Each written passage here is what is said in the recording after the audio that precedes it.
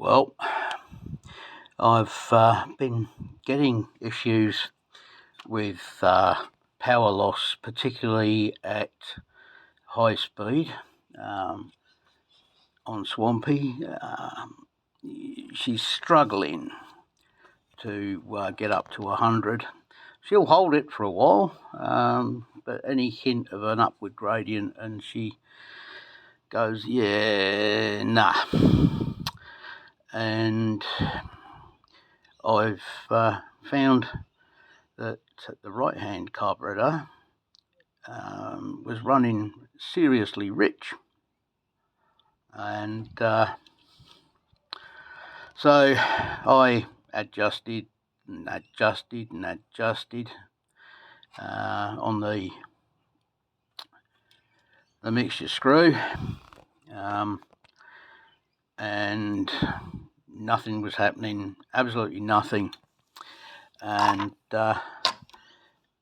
yeah, so I took the bottom off the carby from the right hand side, and what I'm looking at here is the starter jet, and this is the main jet, and down in here I believe is sort of your idle jet. I'll have to read up a bit first. Now, the start jet is a genuine K-hin. Excuse my furgling great big finger in the way. This is on a bit of magnification. Okay, so that's the start jet, and that inscription there, weird symbols, means it's a genuine K-hin. And the 65 is the size of the jet.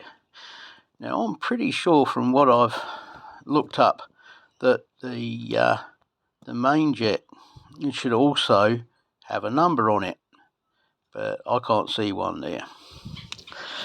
And in this little hole, this is on the engine side of the carburetor, is the mixture screw. Now, if I can get the screwdriver in the right place,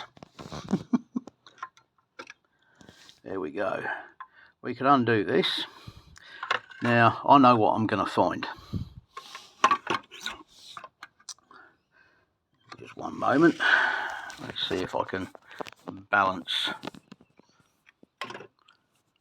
everything while unscrewing. Now, this screw has a needle tip which protrudes through a tiny hole in the engine side mouth of the carburetor, and this is a needle that does it. The first thing you'll notice is that needle is not really perfectly straight. It doesn't show up too well on this video, but I can assure you it ain't the right shape. So we'll place that down there, and we have a look into the hole. Now, you can see an O-ring right down the bottom. There's supposed to be a spring and a washer, and all I can see is the thread that the screw part of this needle, i.e. that bit, fits in. Now, when I first got the bike, I had a look round, and she was running all right, but she wasn't liking altitude. I go up to the Combine Plateau, and it was about 800 or 900 metres higher than where I live, and I'd come to a halt and the engine tick over rate would just go down so low that the engine would actually stall if I didn't blip the throttle. So I took the top ends off of the carburettors and found the diaphragms were in a bit of a 2 and 8, and the damper springs on one of them was actually broken. Both parts of the damper spring were stuffed in underneath the cap between that and the plunger. So I got new diaphragms, new plungers, new needles, and blasted the entire inside with carby cleaner and put them back together again, and after a quick tweak they went like bought ones.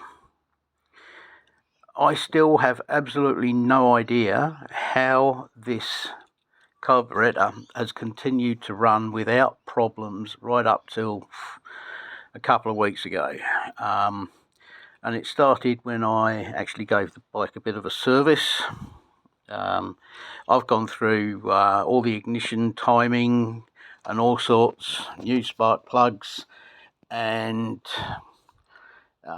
checked the valve gaps, and I finally got to this, and I'm not going to blame the previous owner because I don't know who did this work for him, but if I find out, I will let the world know.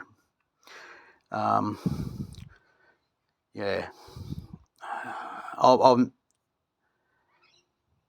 a great believer in getting everything as close to the way the factory first set it up.